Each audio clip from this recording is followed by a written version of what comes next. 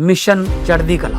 और मैं भारत के हर नागरिक को, उद्योगपति को, चैरिटेबल ट्रस्टों को, कलाकारों को, पूरी दुनिया में बसते पंजाबियों को, बहन भाइयों को दिल से अपील करता हूँ, आओ पंजाब को दोबारा अपने पाँव पे खड़े करने का टाइम आ गया है। पुनर्वास में और रिस्ट्रक्चर में पंजाब का साथ दीजिए। मैं वचन देता हूँ, जो भी आप मेहनत की कमाई से 1 रुपया भी अगर निकालोगे तो 1.25 रुपया बना के हम पारदर्शिता और ईमानदारी से इस्तेमाल करेंगे। और जानकारी चाहिए तो rangla.punjab.gov.in ये वेबसाइट पे जा सकते हैं, सब कुछ डिटेल मिल जाएगा। आओ मिलकर हाथ से हाथ जोड़ के एक ऐसा पुण्य उसमें योगदान डालें और बता दें दुनिया को कि पंजाब किसी भी संकट के सामने हारता नहीं है। नमस्कार, एनएमएफ न्यूज पर आप सभी का बहुत स्वागत। मैं हूं आपके साथ अभिषेक पुंडी। भारत और अमेरिका की ट्रेड डील ऐसी हो गई है कि वो होने का नाम ही नहीं ले रही है, क्योंकि अमेरिका के लगातार जो फैसले, भारत विरोधी फैसले हो रहे हैं, वो कहीं ना कहीं दोनों देश के बीच की जो खाई ट्रंप ने बढ़ाई थी उसे और ज्यादा बढ़ाने का काम कर रहे हैं। जो डेलीगेशन ट्रेड डील के लिए अमेरिका से भारत आना था अगस्त में, उस पर ट्रंप ने रोक लगा दी थी। हालांकि उसके बाद अमेरिका के जो सबसे टॉप के ट्रेड नेगोशिएटर हैं वो अभी 1 हफ्ता पहले भारत आए थे, उनसे बातचीत हुई, मुलाकात हुई, लगभग 4 दिन वो भारत में रहे। उसके बाद भारत के विदेश मंत्री एस जयशंकर और वाणिज्य मंत्री पीयूष गोयल अमेरिका की यात्रा पर हैं। जयशंकर साहब की मार्को रूबियो, मतलब अपने समकक्ष, अमेरिका में जो उनके समकक्ष है मार्को रूबियो, उनसे मुलाकात हुई और इस मुलाकात के बाद अंदाजा ऐसा लगाया जा रहा है कि भारत और अमेरिका के बीच सब कुछ सही होने वाला है और जल्द ही होने वाला है। क्या कुछ बातचीत हुई और इस बातचीत के मायने क्या हैं, उन्हीं को समझेंगे। मेरे साथ मौजूद हैं हमारे वरिष्ठ सहयोगी पंकज प्रसून सर, बहुत स्वागत। ये अचानक अमेरिका का दौरा विदेश मंत्री का कुछ समझ नहीं आया, पहले से प्री प्लान था? नहीं, अचानक नहीं है, पहले से ये यूनाइटेड नेशन, हाँ, उसी के लिए गए थे। भारत की तरफ से प्रधानमंत्री पार्टिसिपेट नहीं कर रहे, हमारे विदेश मंत्री वहां बोलेंगे, तो उसी सिलसिले में गए थे। ठीक है। और संयोग से पीयूष गोयल जो हैं, जो कि पूरा ट्रेड नेगोशिएशंस पे बातचीत कर रहे हैं, वो इस वक्त अमेरिका में ही। संयोग से तो अगले दौर की बात अब जो रहे, तो ट्रेड डील के लिए है वो बता रहा हूं। हाँ, तो उसी परिप्रेक्ष्य में ये मुलाकात हुई है, बात हुई है। जो मार्को रूबियो हैं, यूएस सेक्रेटरी ऑफ स्टेट हैं, और एस जयशंकर के बीच बातचीत हुई। दोनों ने एक बेहद महत्वपूर्ण बात कही है कि भारत में या अमेरिका में ट्रंप की बयानबाजी को लेकर, या भारत में जो बात करे तो H-1B वीजा को लेकर या टैरिफ को लेकर जो भी माहौल बना, तो इन दोनों ने कहा कि भारत और अमेरिका के जो रिश्ते हैं वो बहुत व्यापक हैं। उसमें बहुत सारी चीजें हैं। उसमें स्ट्रेटेजिक पार्टनरशिप भी है, उसमें डिफेंस डील्स भी आते हैं, उसमें ट्रेड एंड कॉमर्स भी है, इंटेलिजेंस शेयरिंग है, ये सब बहुत सारी चीजें हैं। तो हमें जो मतभेद वाला है उस पर तो हम बातचीत कर ही रहे हैं, ट्रेड डील वगैरह होगी ही, और वो ट्रेड डील के चलते ही ट्रंप जो है वो दबाव बना रहा है। तो ये रिश्ते पटरी से उतरे नहीं, इसलिए जरूरी है कि बीच में समय समय पर बातचीत करते रहे, नहीं तो कम्युनिकेशन गैप नहीं होना चाहिए। जहां कम्युनिकेशन गैप होगा वहां नैरेटिव फिर हावी हो जाएगा। तो ये दोनों ने कहा इस बात को लेकर, और मार्को रूबियो ने कहा कि बहुत क्रिटिकल पार्टनर है इंडिया इंडो पैसिफिक रीजन में। तो यही समझ नहीं आता, एक तरफ आप हमारे चाबहार पे बैन लगा रहे हैं, हमारे ऊपर 50% का टैरिफ लगा रहे हैं, नाटो देश को कह रहे हैं टैरिफ लगाओ, ईयू को कह रहे हैं टैरिफ लगाओ, ऊपर से आप फिर जो है पुचकारने का भी काम कर रहे हैं। मतलब चाहता क्या है अमेरिका? भाई एक बात कर लो ना कि आपको भारत से वसूलना है टैरिफ, ठीक है, भारत उस हिसाब से काम करेगा। एक हाथ से थप्पड़ मार देना, दूसरे हाथ से पुचकार लेना। मेरी शब्दावली थोड़ी सी गलत हो सकती है, गलत लग सकती है लोगों को, ये कौन सा तरीका है? My friend, this is diplomacy. इसी को डिप्लोमेसी कहते हैं, जो कि बहुत कॉम्प्लेक्स होता है। जो दिल से सोचता है वो हमेशा हारता है। यहां हमेशा दिमाग को अलर्ट रखना पड़ता है। और बहुत डिप्लोमेसी बहुत महीन चीज है वो। अगर इतना ही सबके समझ में आ जाए तो फिर भारत के सबसे टॉप ब्रेन ही IFS में क्यों जाए, और वो भी इतना सारा एक्सपीरियंस लेने के बाद ही तब इस लेवल पे पहुंचते हैं। ठीक है, उन लोगों को झेलने के बाद आए, लेकिन कम से कम ये तो पता चले कि आखिर चल क्या रहा है।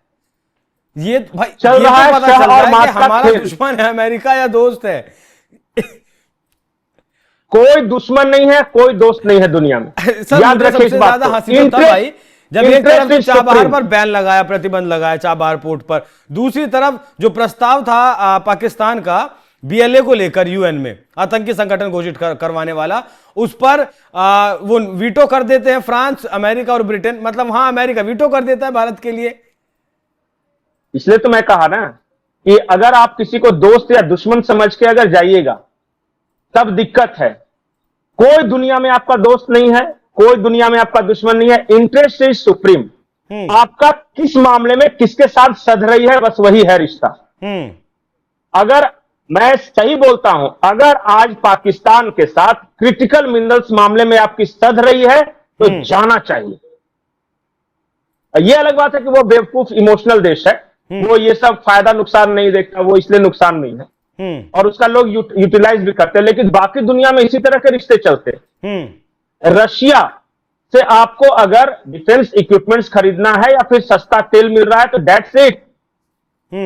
चाइना के साथ आपके तमाम बॉर्डर इश्यूज हैं, लेकिन जहां पे ये एक दूसरे का फायदा है वहां इंगेज करो, और इंगेज कर भी रहे हैं। एक तरफ सऊदी पाकिस्तान के साथ डिफेंस डील कर रहा है, दूसरी तरफ भारत के साथ ट्रेड बढ़ा रहा है। This is diplomacy. Complex world है ये, बहुत ज्यादा। यहां हर कोई अपना हित देख रहा है कि हम कैसे आगे बढ़ सकते हैं। और याद रखिए कि जब जब आप आगे बढ़ेंगे तो आपके दुश्मनों की संख्या बढ़ती जाएगी, और ये आपको मान के चलना पड़ेगा। अच्छा सर, वो तो ठीक है, लेकिन ट्रंप तो अपने देश में अपने दुश्मन पैदा कर रहे हैं। वहां की एक सांसद है, उन्होंने कहा H1 जो बी वीजा को लेकर कि ये आत्मघाती फैसला लिया है आपने। देखिए भाई साहब, हम क्या है ना कि व्यक्ति स्पेसिफिक बहुत हो जाते हैं। ट्रंप तो भारत की डिप्लोमेसी उस तरफ जा रही है सर, हम क्या करें? भारत रूस के पीछे नहीं है, अब पुतिन के साथ है। भारत ट्रंप के साथ था, भारत मेलोनी के साथ था, भारत इंडिया और अमेरिका महत्वपूर्ण है। इंडिया और अमेरिका महत्वपूर्ण है। एक व्यक्ति कोई आता है तो व्यक्ति विशेष से फर्क पड़ता है, लेकिन पॉलिसी जो है ना वो निरंतरता में चलती है। वो पॉलिसी जो देश की पॉलिसी होती है ना, वो व्यक्ति के आने या जाने से बहुत ज्यादा इफेक्ट नहीं करनी चाहिए। तो इसीलिए उसके देश के साथ रहे, फिर व्यक्ति विशेष के साथ क्यों रहना? इसलिए मैं कह रहा नहीं, इसलिए कह रहा हूं ना कि तमाम हर्डल्स आएंगे, क्योंकि देखिए वो मागा में पे चल रहा है, मेक अमेरिका ग्रेट अगेन। आप मीगा पे चल रहे हैं, मेक इंडिया ग्रेट अगेन। आप स्वदेशी की बात कर रहे हैं, वो भी अपने यहां स्वदेशी की बात कर रहा है। फिर आपको इतना बुरा क्यों लग रहा है? नहीं लग रहा है, उसको स्वदेशी की बात करनी चाहिए, हम भी कर रहे हैं। नहीं, हाँ वो भी कर रहा है। इसलिए कह रहे हैं ना कि ये सारी चीजों के बावजूद भी आपको रिश्ते उन सब चीजों में स्पेसिफिक एरिया में जहां आपको फायदा मिल सकता है, या वो भी जहां उसको फायदा मिल सकता है, वो करेंगे बात, और करना चाहिए भी। तो फिर गिड़गिड़ाएं ना कि हमारा 1 किलो मक्का भी भारत नहीं खरीदता है। अरे गिड़गिड़ाने, देखिए वो प्रेशर बनाने के लिए बोला जाता है, वो गिड़गिड़ाना नहीं होता है। Diplomacy is not about emotional people. Diplomacy जो है ना, सर ये बता दीजिए किस नतीजे पर हम पहुंचे? मार्को रूबियो जयशंकर की जो बातचीत हुई है, हम किस नतीजे पर पहुंचे? दर्शक किस नतीजे पर पहुंचे? मैं आपको एक बात बताऊं जी, भारत और अमेरिका के रिश्ते अगले 2 सालों तक हिचकोले खाएंगे, ऐसे ही 2 सालों तक। हाँ, उसके बाद चीजें सेटल होनी शुरू हो जाएंगे, और ये फेज है, ये गुजर जाएगा। मैं 2 साल की सिर्फ बात कर रहा हूं, ट्रंप के कार्यकाल के आखिरी तक नहीं कह रहा हूं मैं। बहुत सारी चीजें हैं जिसमें दोनों को एक दूसरे से बहुत सारी बातें मनवानी है। तो जब मनवानी होगी तो कोई डराएगा, कोई धमकाएगा, कोई आंखें दिखाएगा, कोई रूठेगा, कोई मनाएगा, ये सब चलता रहेगा, और हमारा मूड स्विंग होता रहेगा। जिस दिन वो कुछ कर दिया उस दिन गुस्से में, जिस दिन पुचकार लिया उस दिन वाह वाह। ऐसा नहीं होता। वो बिल्कुल दिमाग से काम ले रहा है, शातिर हैं, हमें भी वही बनना पड़ेगा। वो कहेगा तुम पे टैरिफ लगा दूंगा, चुप रहना है। वो कहेगा कि विमान खरीदोगे, हम कहेंगे जरूरत पड़ेगी तब खरीदेंगे जी, कोई दोस्ती दुश्मनी नहीं है आपसे। इस भाव से काम करना होगा, दुनिया के सभी देशों के साथ। ठीक है, ये आज मैं बार बार आपको बोल रहा हूं कि this is multipolar world. Multi dimensional engagements होते हैं हर देश के साथ। अगर किसी एक डायमेंशन में हर्डल्स हैं तो वो देशों का रिश्ता खराब नहीं होता। हाँ, इंगेजमेंट रहेगा तभी बाद में रिश्ता इस मामले में ही बढ़िया होगा। आज मान लिया कि H1B वीजा उसने कहा कि सबको पहले $1 लाख देने होंगे, फिर 24 घंटे बाद ये कहता है कि नहीं, जो नए आएंगे उनको देने होंगे। फिर देखिए क्या होता है, वो स्टैंड बदलता रहेगा। वो आदमी वो दिमाग से काम ले रहा है, वो गेम खेल रहा है। आपको उस गेम में नहीं और मात का खेल है, मैं बार बार बोल रहा हूं। हाँ, नहीं, आपको बिना इमोशनल हुए बिना रिएक्शन ओवर रिएक्टिव हुए आपको अपने अगले मूव पे ध्यान देना है कि सामने वाले ने अगर मुझे बांधा है तो मैं उसे श और मात कैसे दे सकता हूं। अंत में तो गेम जीतने से मतलब है ना जी। यही भाव के साथ हर भारतीय एनालिस्ट को भी सोचना होगा। ये भी चलेगा, 2-3 सालों तक चलेगा। इसलिए चलेगा, मैं आपको बता रहा हूं कि भारत अगले 2 साल में तीसरी सबसे बड़ी अर्थव्यवस्था होने वाला है। अब टॉप 3 पे आ गए अमेरिका, चाइना और इंडिया। अब ये तीनों एक दूसरे के साथ रेस में दौड़ेंगे कि कौन किसको ज्यादा गैप क्लोज करने की कोशिश करेगा। चाइना भी, और भारत चाइना के साथ गैप क्लोज करने की कोशिश करेगा, हालांकि बहुत ज्यादा है, लेकिन समय लगेगा।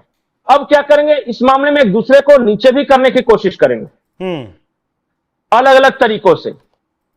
तो इन सब के बावजूद हमें टिके रहना है, लक्ष्य पे ध्यान केंद्रित रहना है, और कुल मिला के 2047 तक हमें विकसित भारत का निर्माण करना है। आपके पास ताकत होगी, आपके पास टेक्नोलॉजी होगा, तो बाकी ट्रंप क्या कहता है क्या नहीं कहता है, फलाना ने ये गाली दे दिया तो फलाने ने थूक पड़ा दिया तो किसने चिकोटी काट ली, इन सब में चक्रों में फंसे रहेंगे तो कैसे चलेगा। ठीक है सर, ठीक है। मतलब अब अभी शहमाद तक बात नहीं पहुंची है, और अभी नहीं, और ज्यादा बातचीत अभी तो शतरंज का गेम शुरू हुआ है। सामने वाले ने टैरिफ वाला प्यादा आगे बढ़ाया, आपने एससीओ वाला एक मूव कर दिया, फिर सामने वाले ने चाबहार किया, फिर आप कुछ अगला मूव अपना करेंगे, फिर सामने वाले ने सऊदी और पाकिस्तान डिफेंस किया। तो ये तो चल रहा है ना, चलने दीजिए। अभी चाल वो चल रहा है, कुछ आप चल रहे हैं, मतलब करने दीजिए। अगर वो हैं कि सामने वाला कितने, ये गेम चल रहा है और ये माइंड गेम है, बिल्कुल माइंड गेम है, और इसमें पेशेंस की बहुत जरूरत है। नहीं तो फिर पता चलेगा राहुल गांधी की तरह हो जाएगा कि वो डेड इकोनॉमी कहेगा तो आप भी डेड इकोनॉमी कहिएगा, वो कहेगा कि भाई भारत लुट गया तो आप भी भारत लुट गया कहिएगा। बेवकूफों का गेम नहीं है ये बहुत ब्रेनी लोगों का गेम है, और देखते जाइए। अभी ठीक है सर, भारत के इंटेलेक्ट पे भरोसा कीजिए, और हम तो चाणक्य वाले चीज के देश है ना, जी। तो टेंशन मत लीजिए। दिमाग माइंड गेम खेल रहा है, माइंड गेम में देखिए कौन जीतता है। बहुत धन्यवाद सर। बाकी अभी और ज्यादा मुलाकातें, बातचीत होना बाकी है। एकदम से भारत और अमेरिका के रिश्ते के बीच में खासकर किसी नतीजे पर पहुंचना फिलहाल बहुत ज्यादा जल्दबाजी होगी, क्योंकि प्रधानमंत्री नरेंद्र मोदी को भी आपने देखा होगा कि वो सीमित प्रतिक्रियाएं देते हैं, और जो भी प्रतिक्रिया देते हैं संयमित प्रतिक्रिया देते हैं, और प्रतिक्रिया भी तब देते हैं जब ट्रंप की तरफ से पर्सनली कुछ कहा जाता है, पर्सनली कोई बयान दिया जाता है। तो देखना होगा कि मार्को रूबियो और जयशंकर की इस मुलाकात के बाद क्या कुछ हेडलाइंस दुनिया में बनती हैं। पंकज सर, बहुत धन्यवाद एक बार फिर आपका। बाकी दर्शकों, आप इस विषय पर क्या सोचते हैं, अपनी राय हमें कमेंट कर जरूर बताइएगा। नमस्कार।